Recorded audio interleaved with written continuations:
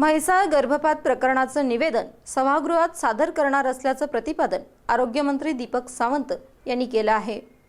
म्हैसाळ गर्भपात प्रकरणाची आज राज्याचे आरोग्यमंत्री दीपक सावंत आणि राज्यमंत्री सदाभाऊ खोत यांनी म्हैसाळ येथे जाऊन माहिती घेतली। यावेळी मंत्री सावंत आणि खोत यांनी या गर्भपात प्रकरणाची संपूर्ण माहिती घेत झालेल्या भ्रूणहत्येबाबत सर्व माहिती घेतली आहे। तसेच डॉक्टर खिद्रापुरे यांचा दवाखाना आणि अर्भक पुरलेल्या ठिकाणाची माहितीही घेतली। यापूर्वी डॉक्टर खिद्रापुरे यांच्या बेकायदा केंद्राबाबत तक्रार झाली होती, मात्र कारवाई झाली नव्हती। याबाबत चौकशी केली जाईल आणि संबंधितावर कारवाई केली जाईल। म्हैसाळ गर्भपाताबाबत विधिमंडळ सभागृहात निवेदन करणार असल्याचं आरोग्यमंत्र्यांनी आज सांगलीमध्ये सांगितलं आहे।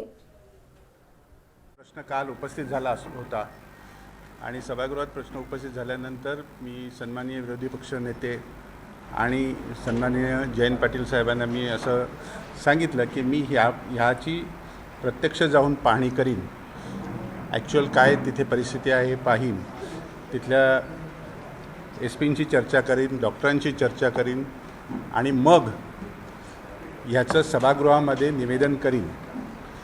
अधिवेशन चालू असल्यामुळे सभागृहात जे निवेदन करीन त्याची कॉपी आपल्याला सगळ्यांना पाठवली जाईल मेलवरती आणि आपल्याला ती प्राप्त होईल।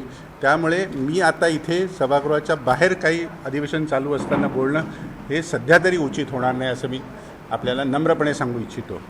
कृपया माझी अडचण आपण समजून घ्या।